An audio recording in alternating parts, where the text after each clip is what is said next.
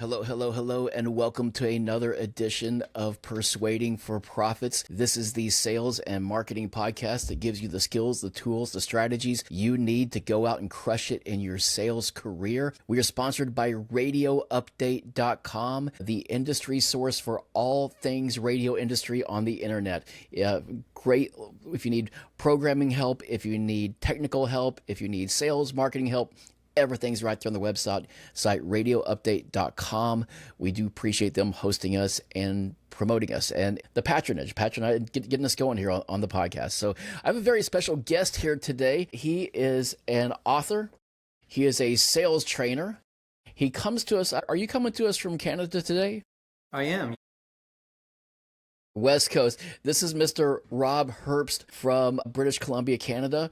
Rob, how are you doing today, sir? I'm doing very well. Well, let me Oh, you're very welcome. I'm excited to have you. I first came across you when I saw your book on Amazon. I always peruse the sales books to see what's out, what's happening now, what's new. And I got an email from your booker, and I man, that's exactly the guy I want to have on this show. And I'm just going to read a little bit of your bio here. You're the founder and president of Progressive Achievement Associates. You've been in the sales game, I believe, 35 years. Is that correct? Yeah, I started Progressive Achievement Associates Limited 35 years ago, and before that I was with Xerox. I worked in Xerox in sales and sales management and on upwards from there. Yeah, and so now you have Spire Selling. You have a book out on Amazon called, I love the title, Cheating Death, From Salesperson to Sales Practitioner, Making B2B Sales a Life of Meaning. Definitely want to dive in and talk to you about that. You've worked with companies like Cargill, DuPont, Corteva, H.J. Heinz. You get great accolades everywhere you go. I'm going to read some of them here to you because I always think those are important. Executive VP of Sales from La Vie Bio says, Rob opened my eyes to the idea that sales is the most honest profession you can pursue. He didn't just teach me skills, he challenged my beliefs, my biases, and my excuses. That's Mr. Russ Putland. Mike Badowski said, I don't know if Rob is 30% or 50% of our success. All I know is we couldn't have done it without him. He's the VP of Sales and Operations at Pattison Agriculture. And Eduardo Guevara, Senior Account Manager from Cargill, says, Spire Selling is the best training I've ever experienced in 25 years. Those are high accolades from serious B2B sales organizations where, I mean, if you're a little bit off in that area and in that organization in the company, things go south very quickly. So that's really high praise coming from them for you. But thank you for being on the podcast. I want to ask you, so you started off 35 years ago, started off working for Xerox. That seems to be a really good company to have learned B2B sales from. Tell me about getting your start there. Yeah, I mean, Xerox was fantastic in that they were such a pure sales organization, and they had a methodology that really worked. So I guess the highlights of it really were they had both it was a two-way street. As a salesperson, they were very careful about picking the right profile of salesperson, and then they made it into a very exciting profession done in a very specific way. So they had the right person, and then they had the right system, the right sales system and culture and management processes to do that. So it was a wonderful experience. I mean, it was very intense, right? Very live, extremely rewarding. There was nowhere to hide in there. You did your job, but you had to do it in a certain way. And they taught you a very honest way to look at what a customer needs, right? Yeah. I think that's such a huge advantage. Like even if you look at like art school, right? I mean, who is more independent and expressive than an artist, right? But if you go to art school, you learn how to paint like the masters, right? You learn how to master these techniques and these techniques. And so starting with a company like Xerox, I've done sales throughout my life, and some of it's just been kind of seat of your pants stuff. But after a while, you really start looking for places like, I want to work here because I know they have a system. I don't want to try to reinvent the wheel. I just want to learn their system and see how it works. And I feel that a lot of salespeople want to go into a place and try to just do it their own way. Oh, I'm not like that. This is the way I do stuff. But man, what a great value it is to really have a company to plug into that knows their stuff and has a system. Right? Yeah, very much so. Very much so. So I guess one question though is once you get into that system, like Xerox, for example, or anybody else, any major sales company, how then do you manage your own differentiation? How then do you kind of let your own self shine through in the sales process as a salesperson? You mean yourself or Yeah. your Yeah. company? Well, we look at it this way, very basically, Brent, people are buying three things. They're buying your product, they're buying your company, and they're buying you. So all those work together, and your differentiator is your product is, whatever kind of product you're selling has to have its own differentiation, and it has to have its own features, advantages, and benefits in ways that it solves a customer problem. The company itself behind it is what we call expected value. Does your company do what it actually says it's going to do? So that's your product, your company, and then there's you. Do you have to differentiate yourself? You're already your own person. There's no pressure. You'd be performing and trying to be something that you're not. But I look at it this way, and I hope this comes across in the book, Brent, that sales is a very deep profession. It's very deep because for two reasons. One, you have to be quite focused as a student of the customer that you're trying to help. You're focused entirely on what's this customer going through? What's their experience of this?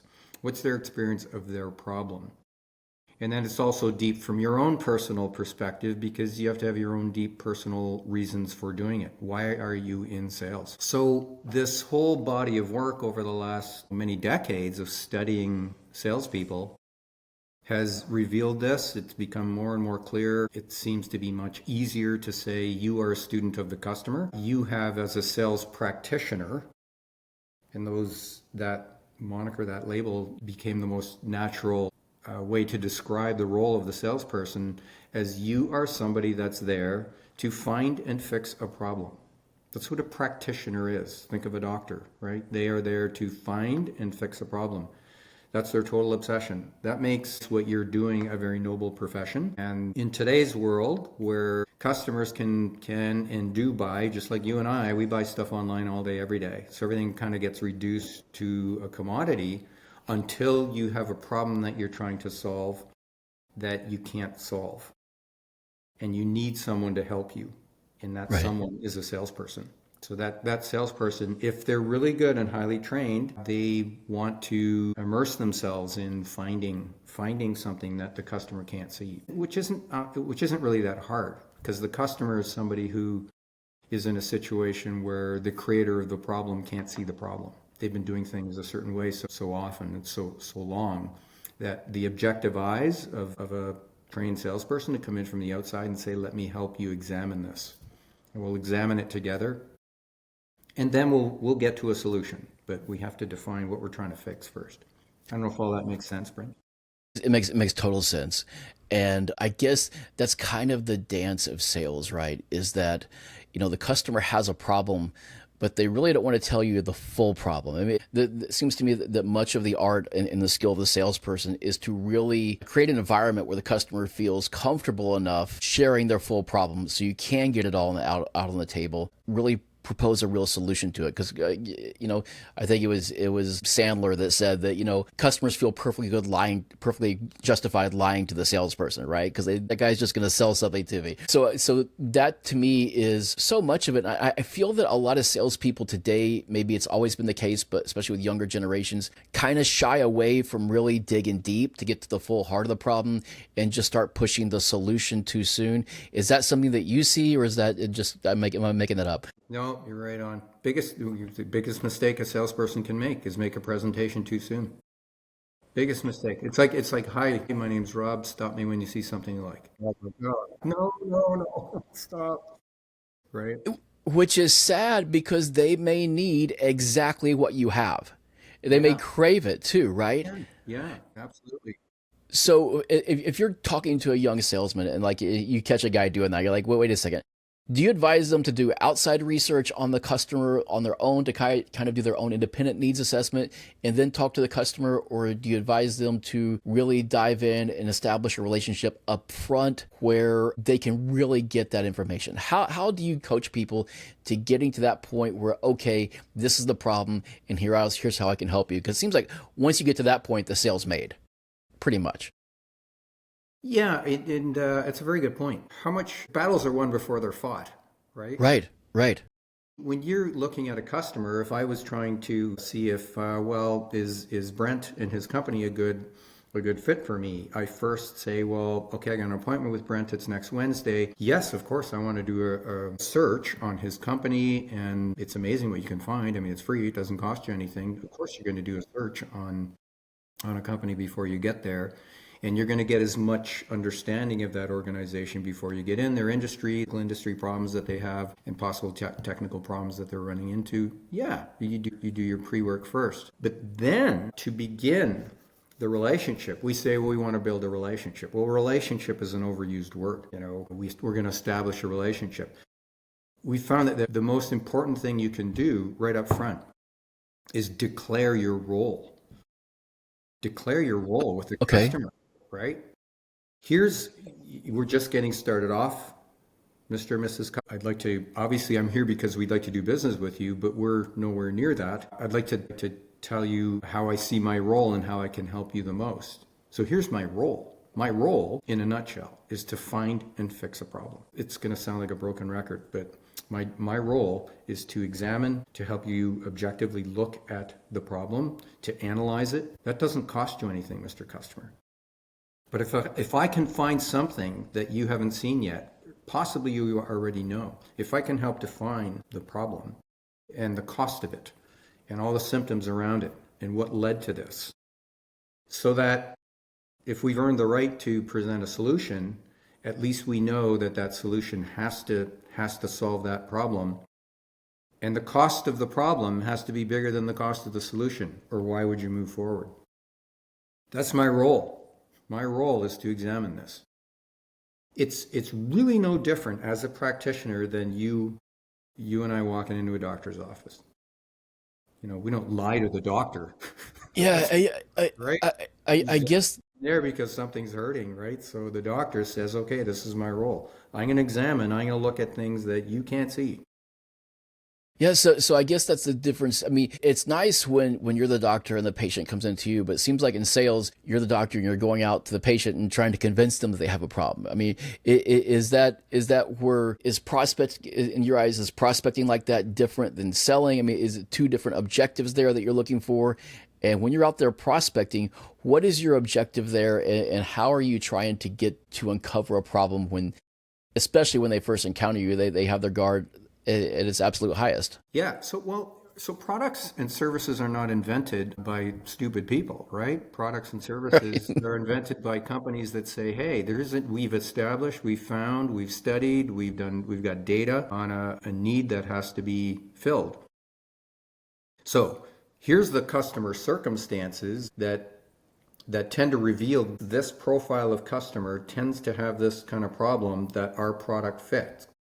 We already know that. Or companies wouldn't build products. They don't force, for the most part. I'm not talking about consumer. I'm talking about B2B. Right.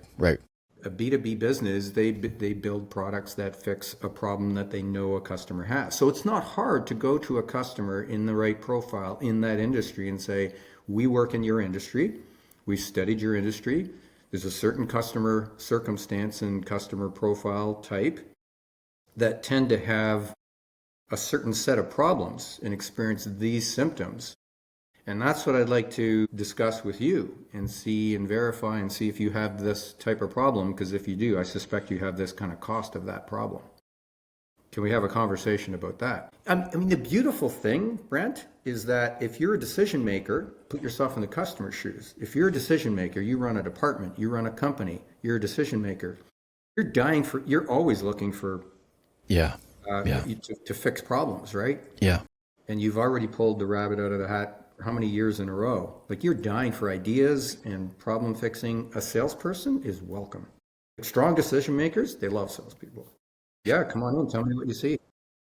it gives them a chance to become the hero, right? In some sort of situation. I found this, I solved it, I got this guy, here's the deal, and now this problem is solved. Something that I read, and a guy had written a great review for you. He's on the Cheating Death on Amazon.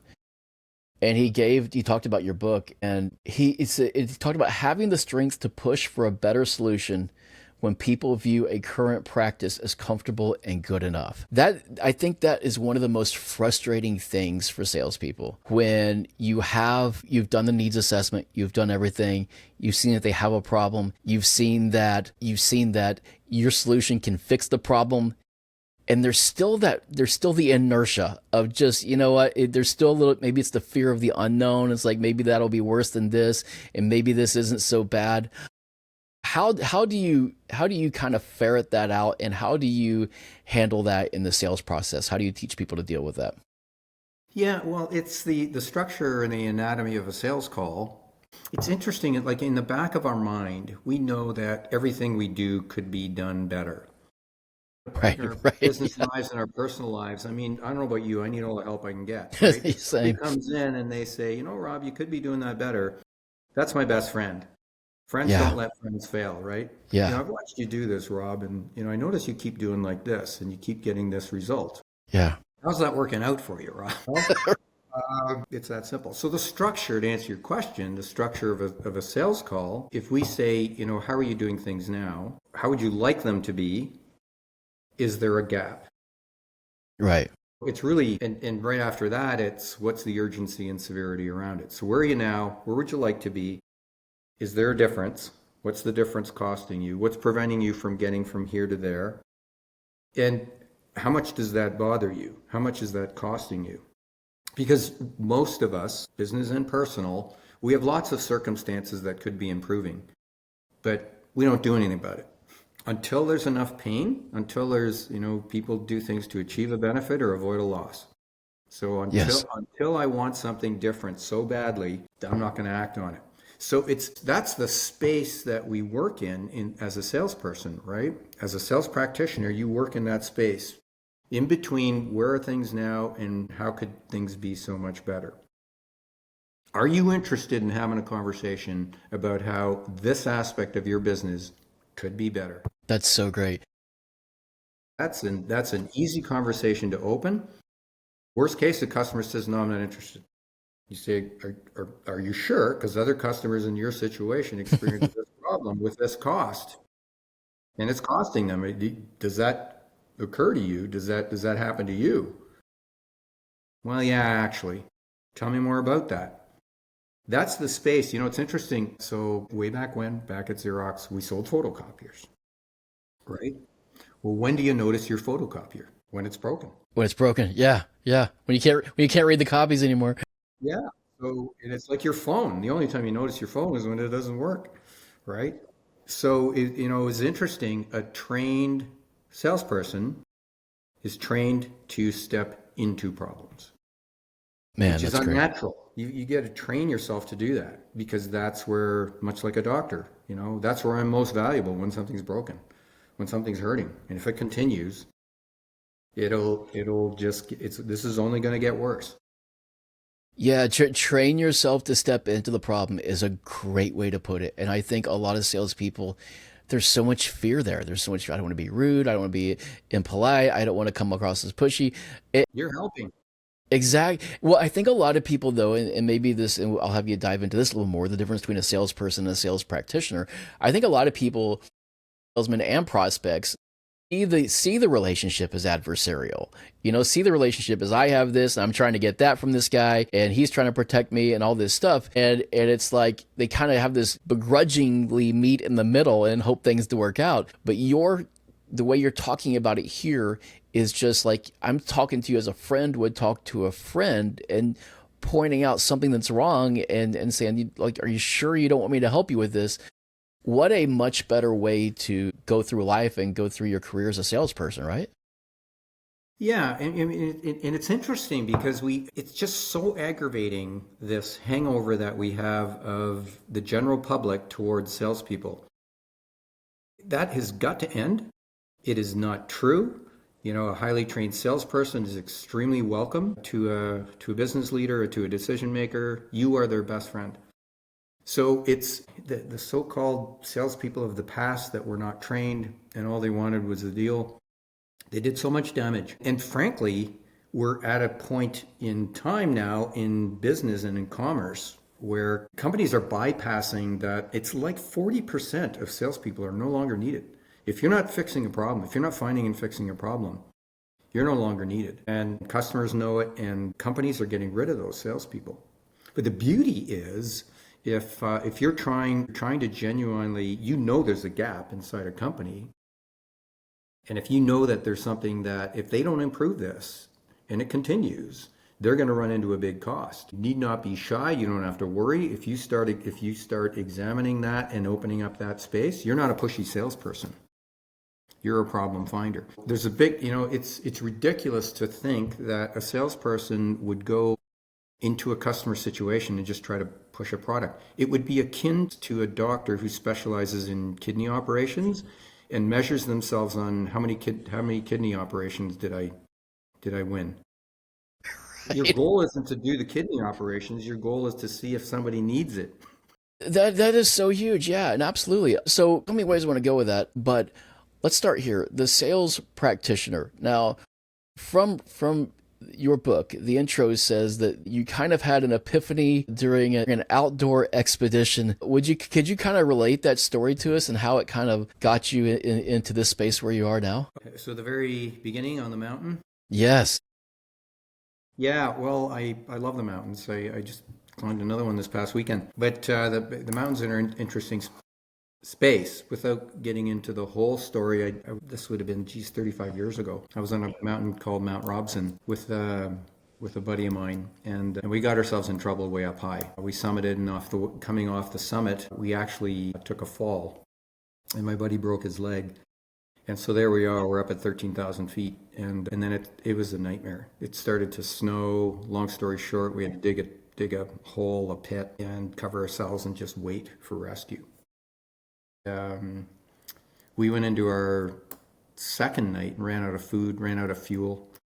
With no fuel and it's snowing out, you can't make a hot drink. You can't regulate your body temperature. So we started going hypothermic. So I didn't know. It was like, I don't know if we're going to make it through. And so in my mind, it was, okay, if I come out of this, I'm going to do something that is relevant, that helps people. And I love salespeople. I think salespeople change the world. There's a few things that actually change the world. It might be money, it might be business, it might be government. That's a whole debate. But salespeople change things. It's the only space we work in is the way things are done now and the way they could be better. That's the space a salesperson works in. So that's something that it was so clear on the mountain. Right? It's an do this. It's an almost magical space. It really is, because there's people that are afraid. In a way, it's the hero's journey, right? There are people who are afraid to do that. There are people afraid to go out and talk to people. There are people afraid to make presentations. There are people who are afraid to assert themselves in a way that solves a problem and a solution, even if they know that they can, which on one level is probably morally wrong not to do it, right? And it's a very cool space to be in.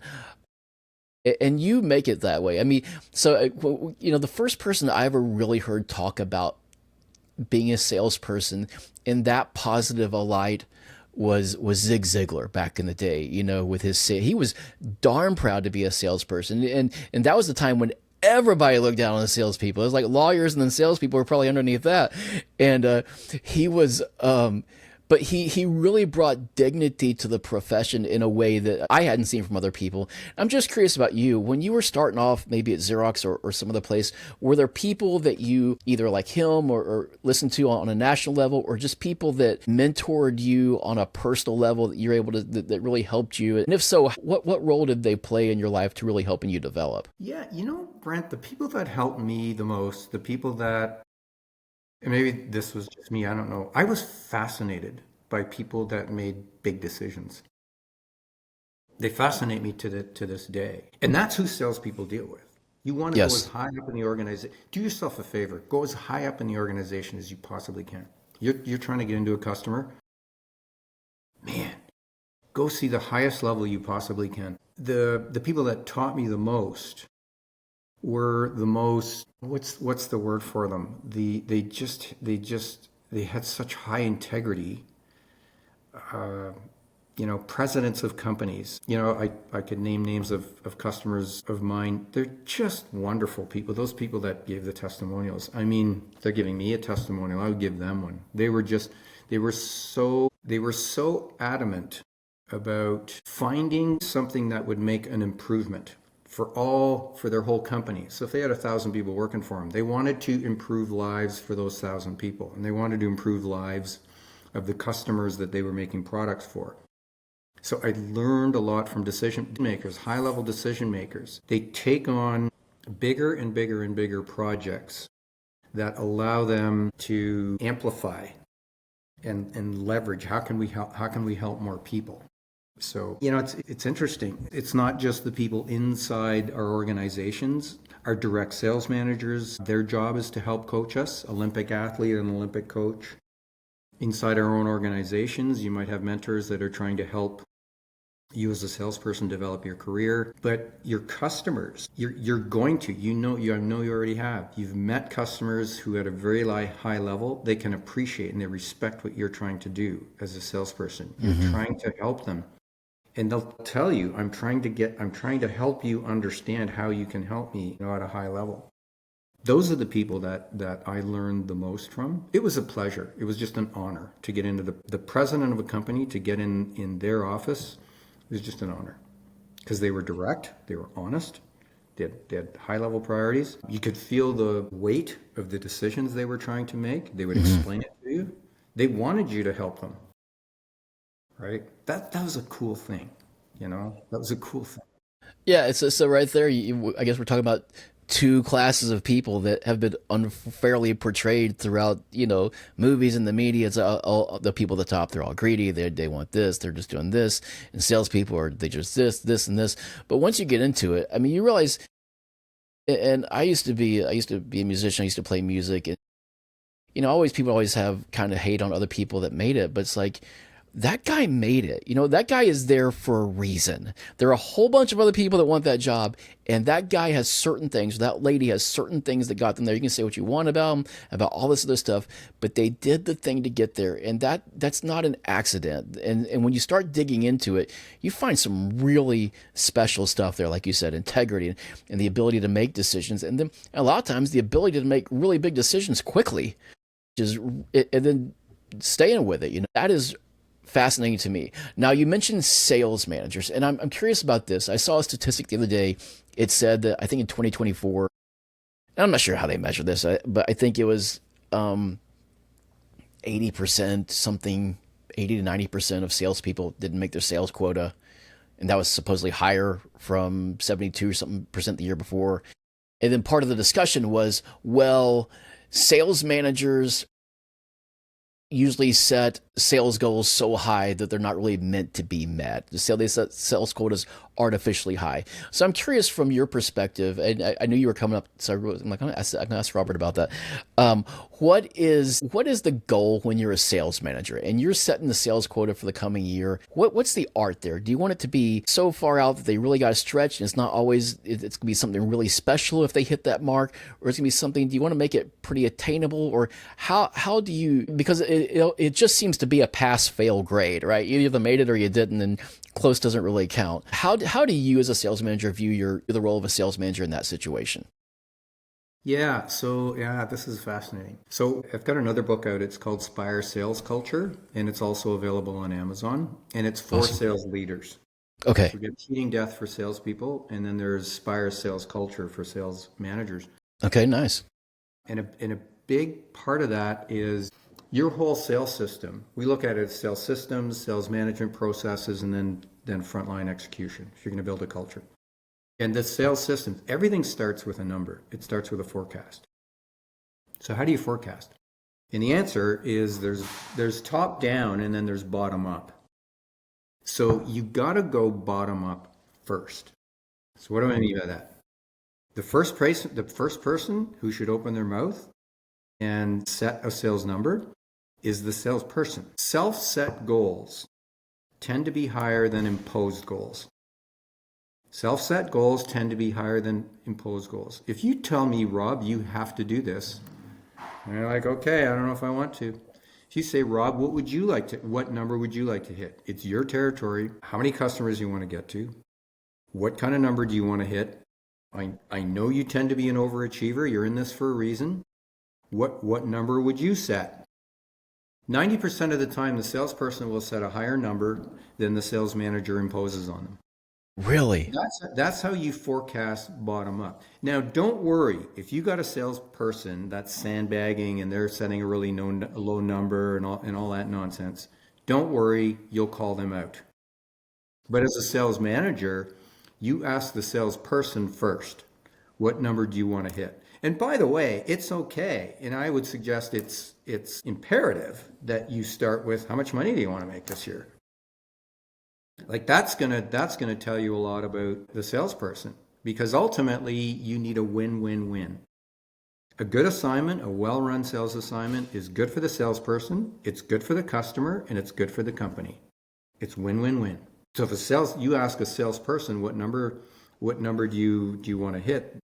If they're untrained and they're not used to this, they're going to go, well, I'm going to give you a number that you want to hear. Say, no, you got to prove that number because you're the one who's got to hit it. So how many customers? Let's examine your assignment. How many customers in your territory? Out of that, what if you had to split them into tier 1, tier 2, tier 3? What criteria would you use? You're coaching them now, right? Mm-hmm. And by the way, what's in this for you? Why are you doing this? I want this career to serve you. It's got to serve you. It's got to serve the customer. It's got to serve the company. Build the number bottom up. Don't worry, you'll adjust it. And don't worry, the company will have a number in mind. And then there's always a number of different lines. There's what the corporate number is from on high. There's what the salesperson number is that they build bottom up. There's the sales manager number who knows the whole team's combination and what they have to submit to make sure it's a predictable number and healthy for the organization. And then there's the final line, which is the actual number, which evolves. So companies get really screwed up when they play all these different games. Right? Or we're going to give them a number. Give them a number that they can't hit. Why would you do that? That doesn't make sense. If they give them a number that's too low, give them a number that's too high. Let's just start with bottom up. Interesting. Very cool. You get 100 salespeople and ask 100 salespeople to each submit a forecast and prove it with a territory plan, right? With proper customer profiling. You coach them through that. You can give them the mechanisms and the frameworks to help do that. And the bottom-up number, you'll find will be very interesting. That is fascinating. They're going to hit it. They'll hit it. And of course, you're going to have the top, throw out the top 5% and the bottom 5%. Right. But you're going to get closer to a predictable number that you can run a business on. So you've talked about the difference between a sales practitioner and a regular salesperson. You haven't really completely defined it, but I can kind of pick up on it. What then what's the sales practitioner version of a sales manager? Is that what kind of role is that? Is it a parent? Is it a coach? Is it a boss? I mean, what or is it all three of those kind of your buddy and all of those different aspects at the same time? Yeah. So Brent, I like the feel of Olympic athlete, Olympic coach. I like that. Yeah.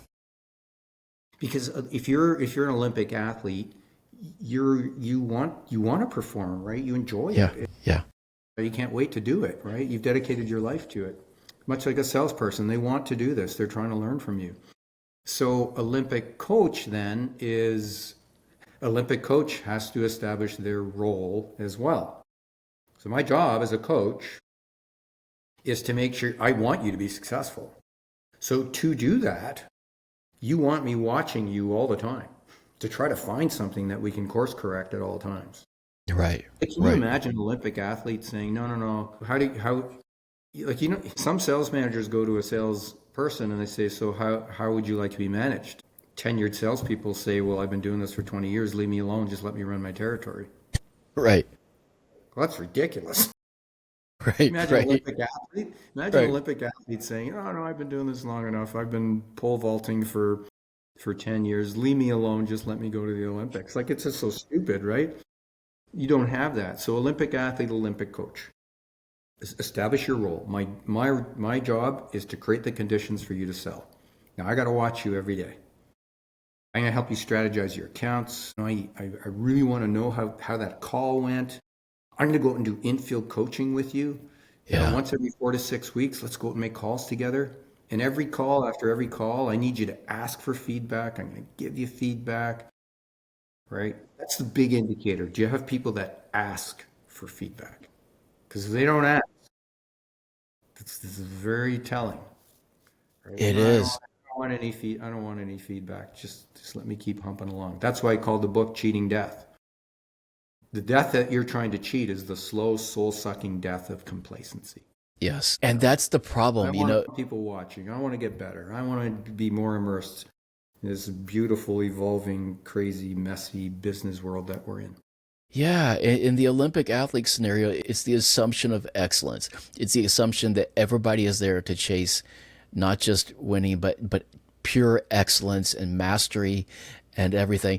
And so, like, when you're asking the salespeople to make their own goals, what happens when you have salespeople that are fine, you know, just selling a few every, you know what I'm saying? What do you do with those people that really don't have a burning desire to, I mean, as a salesperson, you want a guy that's hungry, right? You want a guy that's going to want to go out there and land every call and not just like, you win some, you lose some. I'm happy here. I'm making enough. This meets all my levels. What do you do in that situation as a sales manager, assuming that you've inherited them or mistakenly hired them? And you know, it's like, I don't know, in a baseball analogy, maybe it's like a pitcher that goes out there and burns innings so you don't blow through your bullpen. But, you know, you don't want a whole team of those, right? Yeah. Well, it's kind of interesting, Brent. Like, if you use sports analogies, I like the way athletes get paid in professional golf. Yeah. Because you gotta shoot the score and sink the putt before you get paid, Right. right? So you talked about baseball. I mean, we can complain about that all we want, but how many guys are in there and they get their high salary and they're quite content to not play. So I guess the way we answer that is you want an environment, you want a culture where you put it on the line. Like you put your people on the line as well. Because I can't help it. I'm running a business. As a salesperson, you're running a business. Your territory is your franchise. So what do you want to do with your franchise? I just want to coast. I just want to get by. So now you use data. Now you use a scoreboard. And by the way, stack ranking your team visibly every week is a good thing. Where is everybody at? If I got 100 people in the sales force and 10 different teams, and on each team and the whole sales force, they all have a number, you can post percentage of sales year to date for Rob Herbst territory. Okay, so if I'm halfway through the year and I'm at 50% of my goal year to date, I'm on track. I'm not underachieving, but I'm not overachieving. If I do that and I look at that, that's okay. That's a healthy thing. Where are your numbers? Where are you against your forecast? I want to help. Right? So the more you got to inspect what you expect. So, we like to say there's three big parts of a sales culture. Three big parts. They're anchors. They're three anchors of a sales culture. The first is personal development. Salespeople are always working on themselves. Trying to get working on themselves. That self-development thing, that self-improvement. It's like the athlete, right? I'm trying to get better. What am I doing wrong? What can I do? But this could be better. How do I get from here to here? Personal development. The second is expectations. Clear expectations. And expectations are, what can I depend on you for? What can you depend on me for? That drains the water on a lot of things, right? Including, are you going to hit your number? Yeah, but how are we going to do that?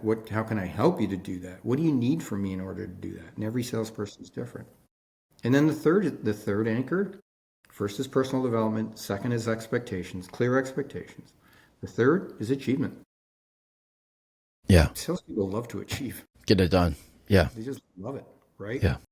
Did I hit it? Did I achieve it? How did that call go? Yeah, I got that appointment.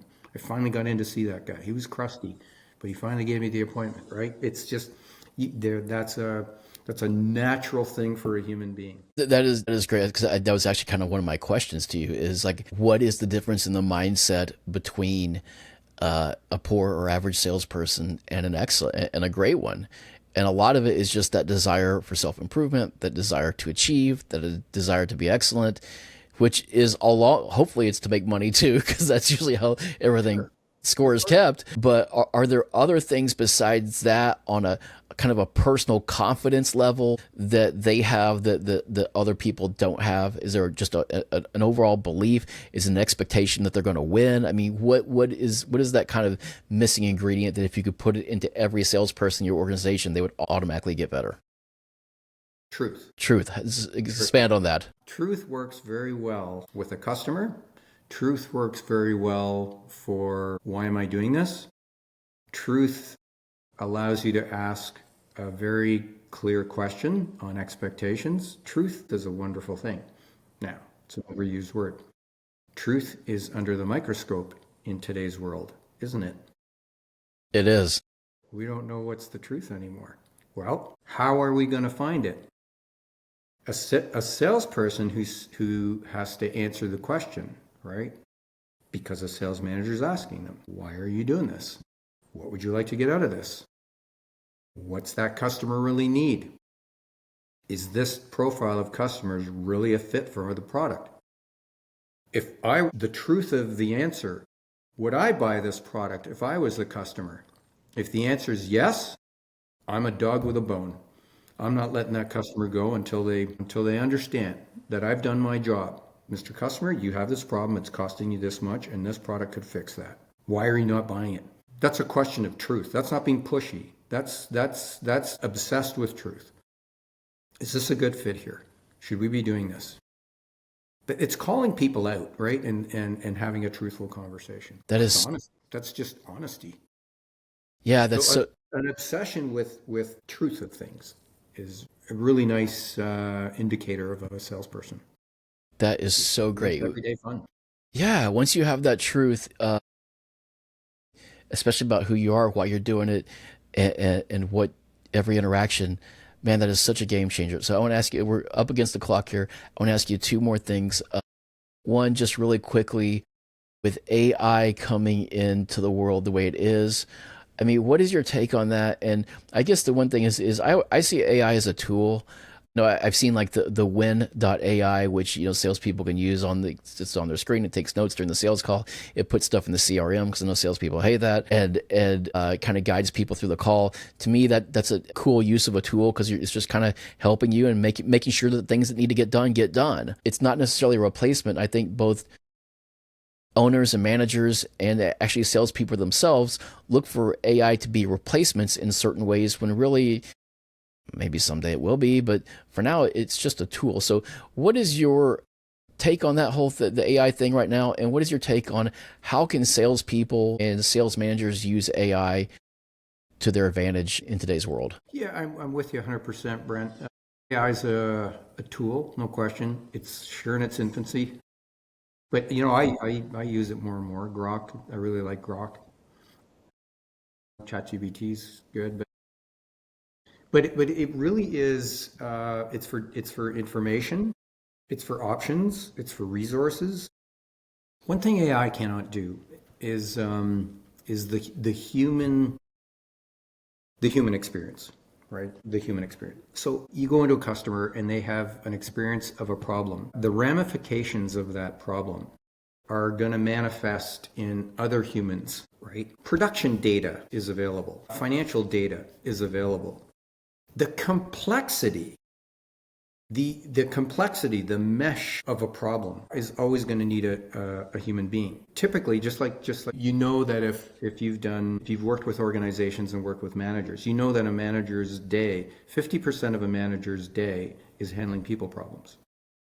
Yeah. So that tells us that every production problem, every data problem, every financial problem, any business problem, 50% of it is how the people are affecting it and creating it and hiding from it and being, suffering from it.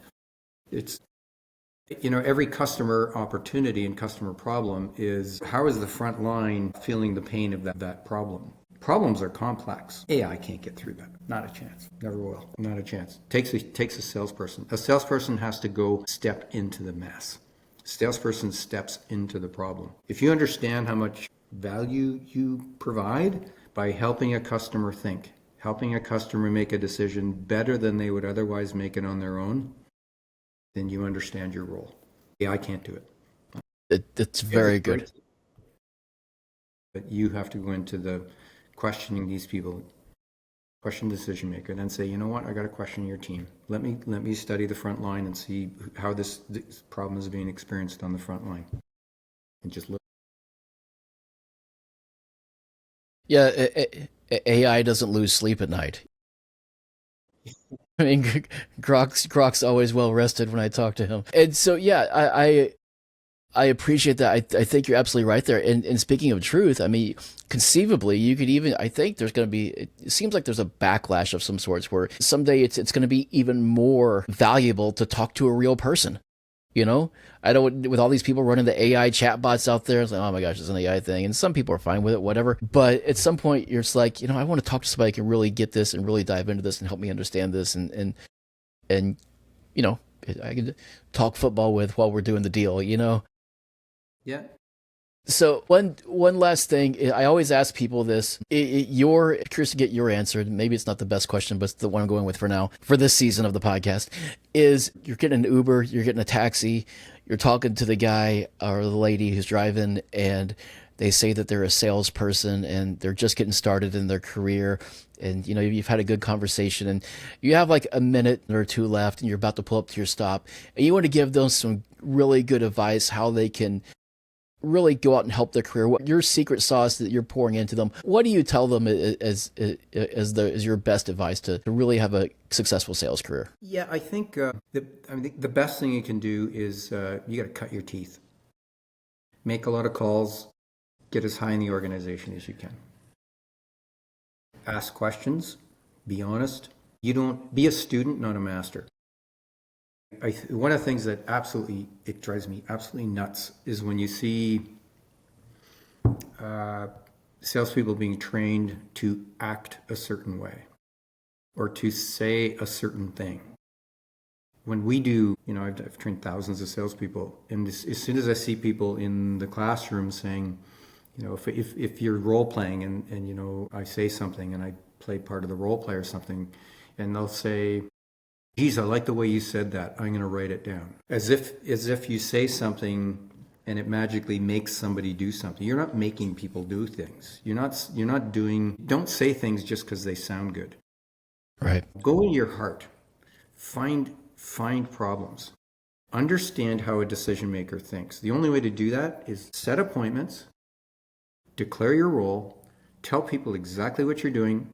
Tell your customer, if you're going to ask a question, tell them why you're asking that question, because you're trying to understand. Be a student. Just be a student. You know, the more calls you make, you will learn quickly. If you're from a standing start, your first week in your territory, try to make 10 or 20 calls.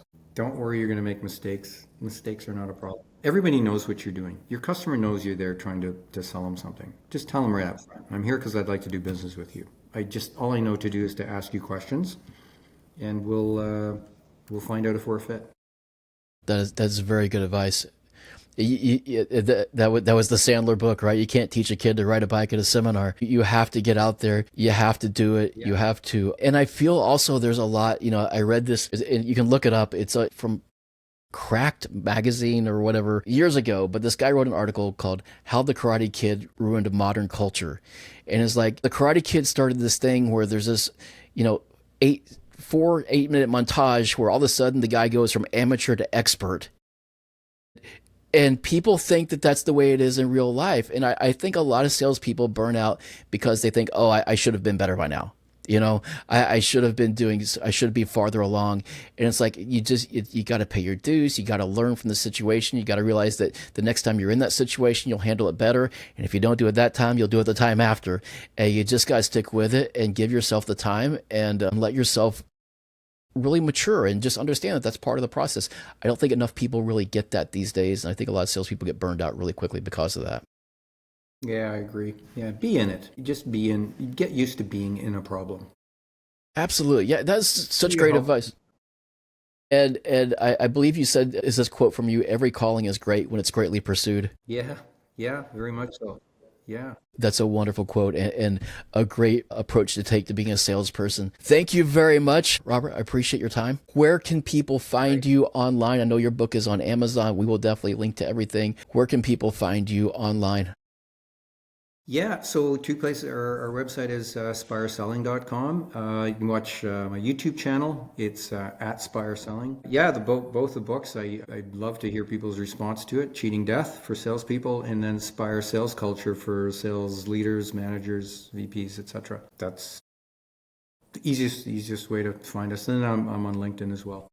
That is awesome. Well, Yeah, thank you very much for your time today. I know we had a little trouble getting things going, so thank you for hanging in there. And I appreciate you. This has been very fun. We'll have to do this again soon. love to. Once again, this is Robert Herbst, the author of Cheating Death: From Salesperson to Sales Practitioner, Making B2B Sales a Life of Meaning.